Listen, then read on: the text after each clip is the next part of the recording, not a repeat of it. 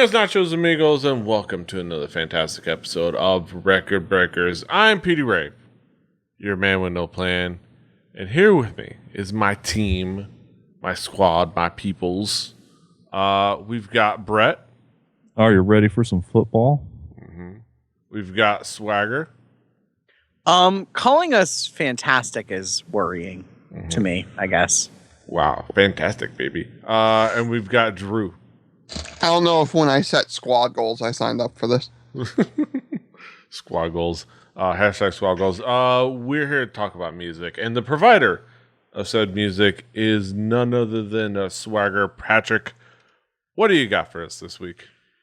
I am bringing the electropunk goodness of Adam and his package and his album Attention, blah, blah, blah. Mm-hmm. And it's an interesting album, to say the least. I'll start with Drew. What were your expectations coming into this album?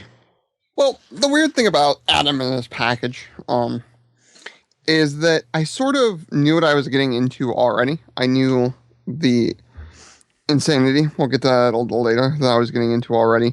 I liked myself some mid and late 90s punk and emo and underground music of that nature. And when you're in that sort of scene, Adam and his package came up a lot. So back when I was a teenager, I just sort of stumbled into it thanks to the likes of the emo punk scene and things of that nature. So, Brett. Yeah, what expectations? Yeah. What expectations did you have coming into this album? Expectations when it's something that you don't necessarily by name. I knew of the name. I spent time in Pennsylvania when this was happening. There's things that I ran into that happened then, and I don't put a name to it. I've heard at least one of the tracks off this album, and I think I remember it from the time that I was living out in the eastern direction. Mm-hmm. But I don't know. I had no idea what I was getting into with this album overall. And if I'm somebody who judges people by their overall music taste that they bring to me, I was girding my loins. I did not know what I was going to get. I didn't know if there was going to be, you were tucking your something really awful. Tucking your skirt between your legs and tying them that's around right. Tucking my pants into my socks because things are going to get dirty. Mm-hmm. But yeah.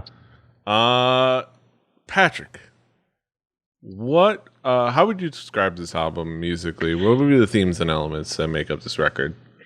So Adam is ATOM is Adam Gorin, who is someone who grew up to be a Philadelphia high school science teacher, and his package is a music sequencer and a BC Rich guitar.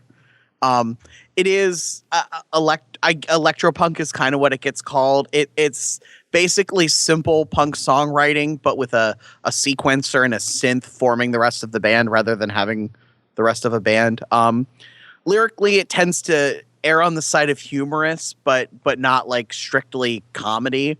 And a lot of the songs actually talk about real life stuff, and sometimes serious topics, sometimes less serious topics. Hold on a minute. Not all of them. Not all of them. But some of them talk about real life things. We're not going to jump the gun here, but if you've got the album and you're looking at the back through the song listing, you don't expect high thought coming through a lot of these songs. It's not super serious, but it isn't like pure comedy trying to be funny. It's just sort of lighthearted, but occasionally touching on serious topics. And the music, it's kind of simple, but I find it really fun, and that's sort of what makes punk work. And to me, sort of the core of it is this is the guy who literally this band started kind of as a joke and then had a life of its own. And it's what you can do with yourself and some basic equipment and the desire to make music. Not what I can do with myself. Drew, how would you describe this album music? What would be the themes and elements that caught your attention?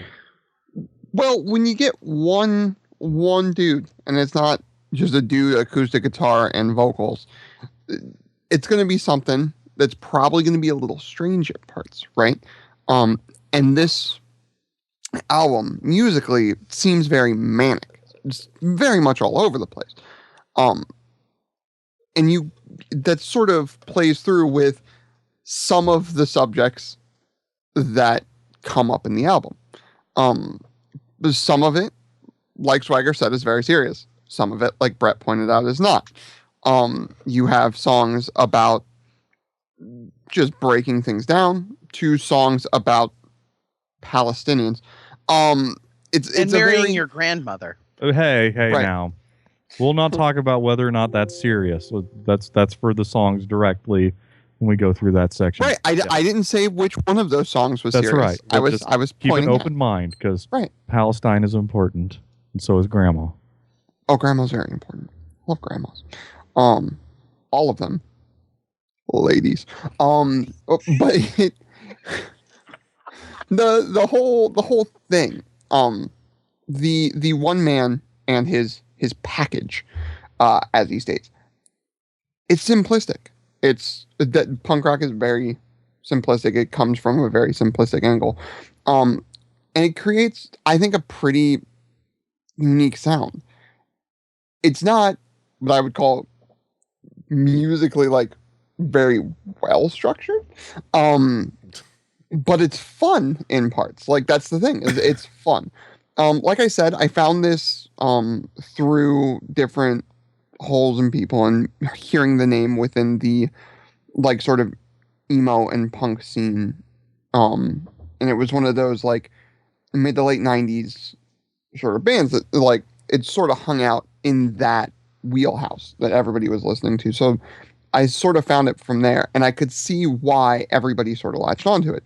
When he goes for the more serious subjects, it's a serious subject, and whether it be a personal serious subject or a public serious subject, it is treated with respect, but in a very lighthearted nature. Tongue is very firmly planted in cheek in a lot of these songs. And I think that's kind of fun. The music, I think, is a lot of fun. The singing is purposely off key. I wouldn't say purposely off key, but it's so inconsistent that it's consistent in being so inconsistent, which is really super weird. It's the swaggy P. Consistently inconsistent. I haven't ever listened to Hot Hot Heat. Is that wrong of me? Should I? Okay. Future I episode was- of Record Very good Breakers. I was actually going to liken it to the swaggy P of music for Yes. the basketball fans out there. Yes. But I'm sort of glad something like this exists. It's not something from me that gets regular play, but it's something that I'm familiar with from the past that when I put it on, I smile. And I wish I could tell you why. Objectively, this is not a great record. Adam and His Package is not a great band looking at it from key standpoints. But like if I'm just talking about me, hey, sometimes things like this make me smile. So Brett, how would you describe this album musically? What would be the themes and elements that caught your attention? Well, yeah, here we go. Yeah, here I am. All right. There is a large dose of that nasal turn of the millennium pop punk vocal sound, but don't take me as saying this is pop punk at all. This ain't anything, and it is everything all at the same time. I wouldn't really want to waste my time trying to fit this into a genre because it's going to be ill-fitting at best, and there's nothing else that this is like, and I hope nothing else out there will ever be like this all at the same time. It's really hard to pigeonhole this into one thing. If I were to make a statement that would actually be descriptive and to somebody who had no clue what they're getting into, only thing that's good for is getting an improper ID3 tag and a headache. This is probably one of the most original sounding bands that Patrick has brought to us. There isn't a huge variation of sounds that are on this album, mainly because there's only one box of tools that gets used in this album, which is fine. I'm happy with that. You know, 2 guitars, a bass, and a drum set does pretty good too, and that's not much. But you know, the songs, they have a beat that's sort of like a swing beat or like a marching beat a lot of times. There's minimalistic guitar. There's use of bells. There's a fair share of doodads and gizmos that come out of a keyboard. They give it a really unique sound. There's some whimsy that goes along with this. You know, and really doing all of what they do underneath the vocals, which are really what's getting the main attention here. Lyrically, this is a farce. And it's a slap in the face to any self-respecting musician. And that's why I enjoyed it. Everything about this album was made with just enough, like, the attitudes of, we want to be bad, but we're good enough at being bad, as opposed to good people going out there and trying to be bad purposefully. I think that this was the pinnacle of skill of songwriting that these people had to offer, and they did. It's like a bad movie that got made by people who thought they were doing really well is always more fun than good people making a purposely bad movie. This fits every little nook and cranny of my brain. Well, some of it. I wouldn't say all of this is really, you know, gonna make my brain have anything go on to it. But there are some really, really high points in this album that gave me warm fuzzies in a way that only something that is this weird would do. But yeah. Yeah. It's definitely good points on that. I definitely have to agree. Patrick, what would be some of the key tracks to zero in on? So I'm not going to do the Drew thing where I just name like half of the album, because I do genuinely love like half the songs on this album on their own and could talk about them. But you're half wrong, so that's I'm always wrong, let's be honest. Just the half. the ones I'm going to talk about, Mustache TV, which is a song about putting a mustache on a random place on your television and waiting for the characters on the TV show to line up with the mustache. It's dumb as shit, but There's it's a drinking kind game of connected to that, is there not? Yes. it is supposedly. So I was reading the internet, which is dangerous. Supposedly unrelated, unconnected, created approximately the same time by different people. Supposedly by Adam himself's thing, which was basically his friend brought up this idea, which then someone else turned into a drinking game. Maybe entirely independently. But it's just, if you look at the songs are not complicated. His guitar playing is not anything to write home about, but that's what punk is. Like, if you listen to especially early punk music, the whole point is we have something to say.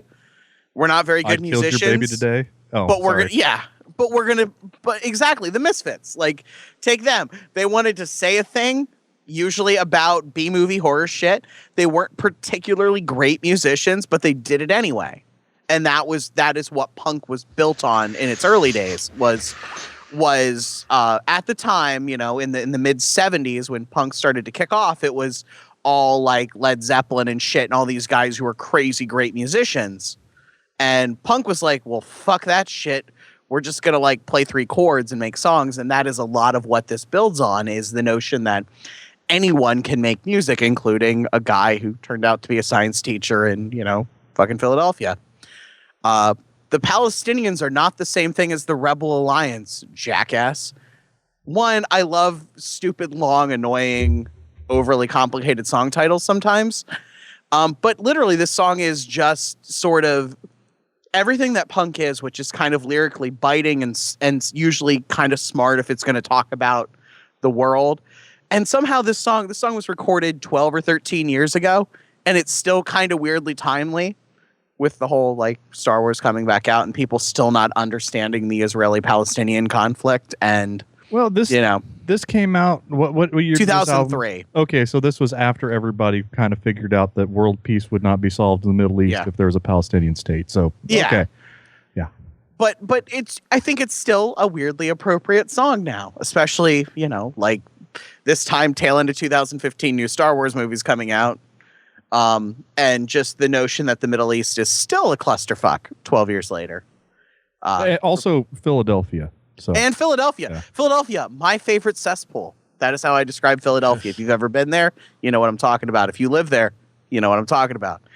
And then sort of the hit, if there was one on this record, I'm downright amazed at what I can destroy with just a hammer, which is sort of an ode to the DIY mentality and fixing up your home and the notion that like you can fucking destroy anything with a hammer, but lyrically at least. But the song itself, it has great fucking drum programming, which is a skill that is all too often not true because people are terrible at programming drums because they don't understand how you play a drum part on a drum set. So they make something different and it's annoying if you're a drummer.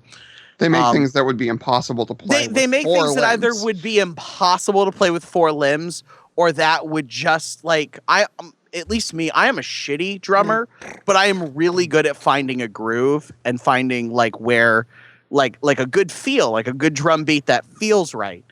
And that is one of the many things I love about Adam and his packages. He programs drums like a drummer. not like Wesley Willis. But that beat was fire, though. Yeah. I like the Casio keyboard where you hit a button and the Casio keyboard hits the beat. I'm over here, but never mind. Wesley Willis aside, the person who introduced me to Adam and his package is my friend James, who now resides in the city of Bread, Indianapolis, Indiana, but originally from here. He introduced me to this and Wesley Willis, which is the sort of, if you know who Wesley Willis is, you know what weird music with a sequenced beat is, although this rock over London, rock on Chicago. Yes. Rest in peace, Wesley Willis. Yeah. So, and if maybe a shout out to the opening song Possession, Not the One by Danzig, which I think is a great title for a song. Yes. Especially if you're the sort of person who listens to Adam and his package, especially in 2003 when this came out. I feel like you're the sort of person who, if you hear a song called Possession, your immediate thought is the one by Glenn Danzig. And it's not. And it's got a great synth line. And this is a guitar and a sequencer 12 years ago before like everyone had Pro Tools and, could basically make music with nothing but a keyboard and a mouse. Mm-hmm. And for that, to me, it sort of overall is like, well, why aren't you, if you are a person who can play an instrument and it doesn't matter what it is, well, why the fuck aren't you making music with it? Is sort of the vibe I get. Yeah. In this whole record. Drew, what would be some of the key tracks for you? Okay. I'm not going to do the thing we usually do here on Record Breakers and go for the intro track. I'm going to go with Palestinians are not the same thing as the Rebel Alliance because I believe that this exhibits what I always talk about in the opening track. It should be something that encompasses every bit of what the band can be about. And I think this song does that, but I believe that because of what the song actually is, and what it's talking about, Palestinians, and the hypocrisy of the America's bad too, like that whole bit, like, and it's also mocking the college intellectual. Right, it's mocking the kid who went to college and finally learned that the stuff they learned in history class in high school was mostly bullshit. Well, and it's the America is the evil in the world, but like we should protect. It's that whole bit, right? It's like Swagger said, it's the college intellectual that. Oh, well, we're everybody sucks sometimes. Just get the fuck over it.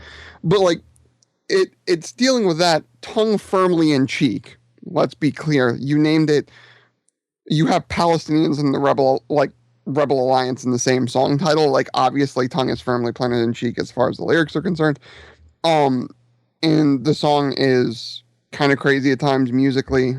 So it encompasses that manic nature.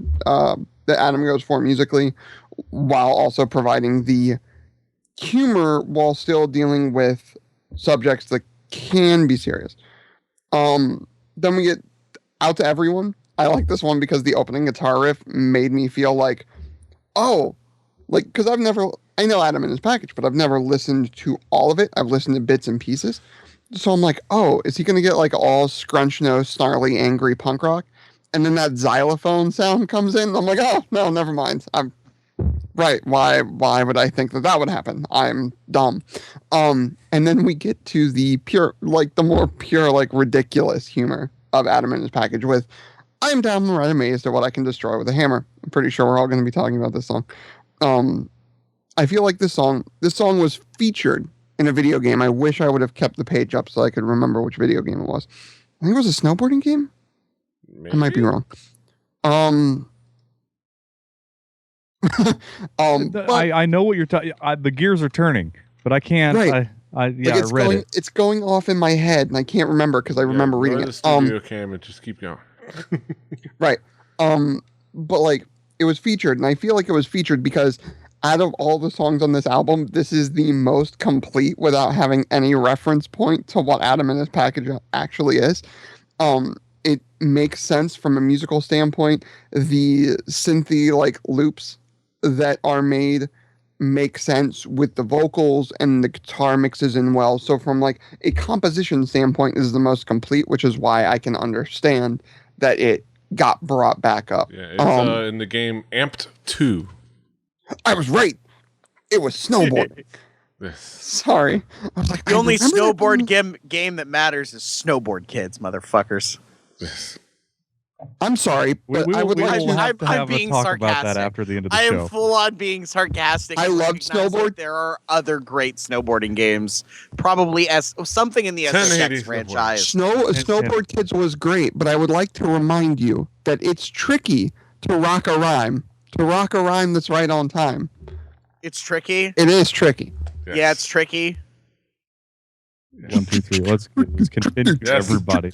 Let's get back. I Let's get still this train Next on time the, on on Run the track DMC again. Breakers. We need Next to time on record the SSX pre-show Breakers. and the post-show so that you guys can hear some of the horrible horse shit that we talked about Yes. before we get to talk about music and how that then pops back up into the actual show. But Yeah. let's let the show continue. All right. That being said, Brett, what would be some of the key tracks for you? Well, I can't talk about this album without bringing up, does anybody else in this room want to marry his or her own grandmother?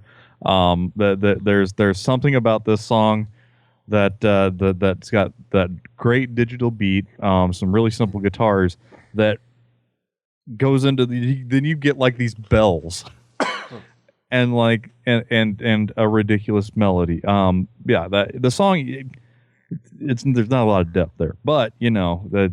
It's just a song about how much you like your grandmother. That's right. I mean, get married so you can stay old with me and I can grow old with you. You know, and let's purplize the walls and purplize the floor. Yeah, I mean it's kind of a dumbass song that's like, you know, made for dumbasses by dumbasses. It's got the dumbass seal of approval. And you know, I stand by dumbass music. By far, probably the most important song on this album, to my memory, is the one that I'm pretty sure I've heard a million times, but I never put a name to it, and that's Out to Everyone. Again, it's got the bells. It's really got a real simple beat. There's nothing really amazing going on. It gets the good use of palm muting guitar in there, but you know. Again, not a lot of depth, but it's a song that knows how to be, is somebody who knows just enough about how to structure a song, but probably isn't the best at putting things into the putting all the song Lego pieces together to make like a, you know, the magnum opus. But it is enjoyable very much, and I'm downright amazed at what I can destroy with just hammer. You know, it's a song to. About the struggles of Jimmy Carter and Habitat for Humanity. No, it's not. It's just about a guy who's not skilled at doing anything else when it comes to house repair, but he can swing a hammer. And, you know, that's not the hard part of remodeling a house, but it is a part. And I'm down with that. I enjoyed the use of the synths over the punk rock on the track, and then it would the traditional instruments would drop out, and then they would come back in. to an effect, and they leave you with this negative space and synth doodads and gizmos. There was no sproing. I didn't hear a cowbell. The vibra slap nowhere to be found, but the gizmos and doodads go. I did enjoy that. Gizmos and doodads aplenty. But there was lyrical whimsy to go along with a lot of this, and if you read the lyric sheet that goes along with the cassette tape, and you'll enjoy some of what this guy twisted out of his mouth. But overall, those are three really good songs. There are a couple okay songs in there, and then there's some garbage. But it was a rough time for making music. Yes. I'm still surprised that music exists today, because in 2003 I can count on one hand how many albums that I purchased and paid money for. Yeah. So I don't know. Let's bring it back around the horn. Drew, what would be your conclusive thoughts on the album? This is an album that's hard for me, because I cannot recommend anybody go out and listen to this record. I can't, because it's fucking weird. Mom, listen to this album. It's really great. Right. Like, I can't, here's the thing. No, comment on that. So I play this occasionally, like if I'm in the car with my parents. My mom actually thinks this is kind of funny, and she has terrible taste in music, but she seems to enjoy it. Is it genetic? My mom's weird. So I don't know. My mom's taste in music is hit or miss. She really likes Deal's Gone Bad. So my mom too. My mom thinks Deal's Gone Bad's the greatest thing ever. So thank you, Drew. Yeah, you're welcome. Anytime. But so, there is a listener to our podcast that we mention quite often. Ronald, because he has specifically us on speed dial to give his opinions when he has a pointed opinion about music we listen to on the show. Yeah. Yes. Our phones were blowing up today. Yes. Yeah. So that person, who I guess I'll keep him nameless for now. Let's call him Matt. Let's call him Matt, the lovable 40-year-old Matt. Sorry. So he will tell us, and I know he will probably get to us about this one. Be like, I don't get it, and he won't get it, and I would have never suggested this to him if I could warn him before this show, which I'm not going to, because I think it'll be funnier that way. Yes. To not play Record Breakers the home game for this one. But there are the people that I would suggest it to, the people that I would say, oh, you were into weird offbeat punk rock that was manic and sort of didn't make sense, and that whole bit. Those people that I would know that I would recommend this to already know what this is. They've already heard the name. It's just something that they found themselves seeking out or not. But for those people that do know the name and haven't sort of sought it out yet, I would suggest doing that. If you've heard Adam in his the name Adam in his package, and you've just never gotten around to it, I think it's something that should be experienced. I think it's fun. It puts a smile on my face. It's a fun time that somehow makes me dance, even though rhythmically it makes no sense most of the time, but it's fun. Mm-hmm. It makes me smile. Yeah. Brett, what would be your conclusive thoughts on the album? When we were having a conversation before the show, and we did the Record Breakers, the pre-show, the word that came to my mind was wackadoodle. There's some wackadoodle in this. Wackadoodle is something that occurs every now and then on this show. There are not a lot of times that, every now and then we'll get our ridiculous albums that mostly Drew brings, but it's I'm not unhappy for it. Much like him, I'm not going to be like, hey, my brother, or hey, my wife, let's listen to this album. Although I did make my wife listen to some of this because I'm like, hey, get this shit, and she's like, wow, that's not as bad as it could have been. But and this album could have been awful. I really hate that style of vocals.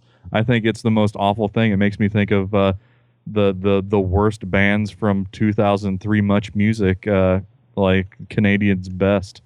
Canadia's Best. When it comes to emo vocals. Oh, hi, Simple Plan. That's at least they weren't in French, because then now they can invade my country and like look where it got them. So aside to Simple Plan and why I joke with them, a girl I went to high school with dated one of the members of the band for several months. I bet all of the people that you Like talk 10 about in years that ago. sentence were really cool people. No. The girl was like, she's a girl I went to high school with. I have no real like. I also hatred bet of that her. Brett was being really sarcastic, and he thinks Yes. that all the people in that sentence are douchebags. Probably. And in 2003, I was a douchebag. Today, I am still kind of a douchebag. But I'm at super least I didn't like that kind of music. I love that. Yeah. That's kind of sarcastic sentences. Like when my coworker at work will tell me a customer she's a very nice lady. She's a very nice lady. But yes, as you were saying, Brett. Oh, if you don't want to listen to this album, if what we've said, if you're doing things the wrong way, the film sack, I'm going to not watch the movie until after I hear the podcast game. You don't have to listen to this. You really don't. But if you're into that kind of thing, then do it. If you're into that kind of stuff. If you're somebody that's just gonna wants to sit down and listen to a nice, simple, smooth jazz album, this ain't for you. But if you like wackadoodle, there's the wackadoodle, and There's Wackadoodle. plenty of wackadoodle. A whole heaping spoonful of wackadoodle for you. Swagger, Patrick, what would be your conclusive thoughts on the album overall? Some music is meant to be taken seriously. We listened to Red Volkert a couple of weeks ago, which was great, but meant to be taken seriously. He's a great musician. He wrote good songs. This is kind of the polar opposite. It is not meant to be taken seriously, but because of that, I think it's more fun. And just for me, it's this sort of, like I said before, if you play an instrument and you want to make music, fucking make music. Like that is don't. exactly That's your choice. No, but like here's the thing. It doesn't have to be great. Just do your thing. Have fun with it. Enjoy yourself. This to me, this is an intro to how accessible making music really is. It is simple. It isn't the smartest thing ever. It isn't the most musically impressive thing ever. It's kind of far from all of those things, but it's really fun. And like Drew said, he doesn't recommend it, but he enjoys it. And that, I think that sort of says a lot, that it's weird and that's sort of the whole point to me of why I wanted to do this podcast. And I think why we all did is I want to listen to weird shit sometimes. I want something different than what I was previously introduced to. And this is fucking weird. And I'm really curious to hear what Squiggle says about this. Yes. Wait a minute. Wait a minute. We're not talking about Squiggles. We're talking about Matt. Matt. Okay, Matt. Matt, our 40-year-old. I want to know what the 21-year-old, 40-year-old has to say about this, because he will not like it. But He won't hold with it. it won't hold with him.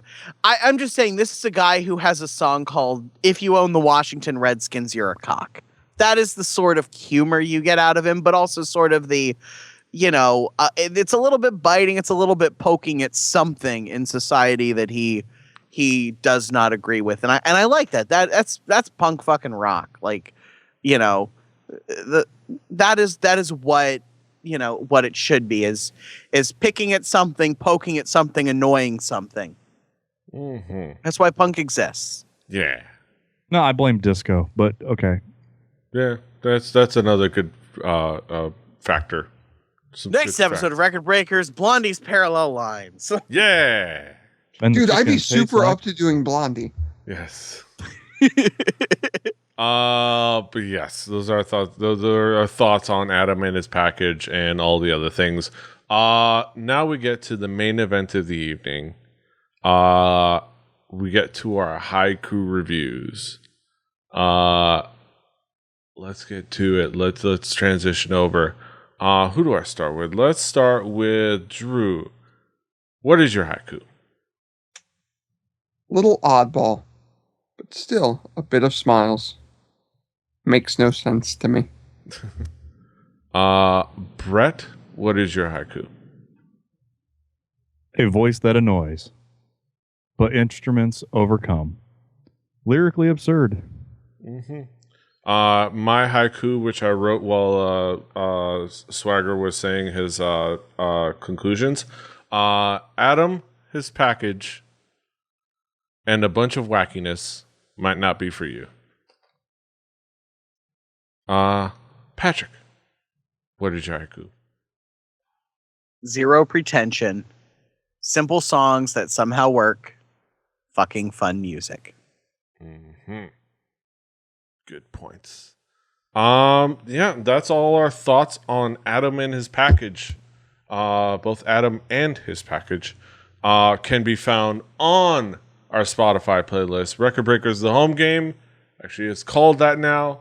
You can follow along, listen along in anticipation of each episode of Record Breakers on that Spotify playlist, presumably, is next week's album, and it is provided by none other than Brett. Brett, what do you got on the docket for us next week?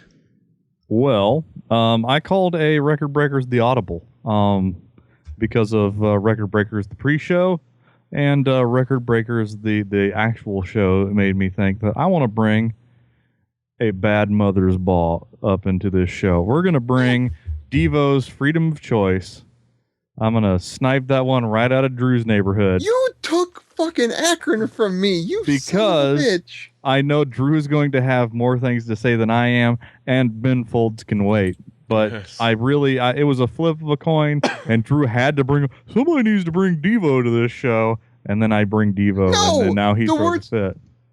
The words I said were, I've been thinking about bringing Diva. Yes.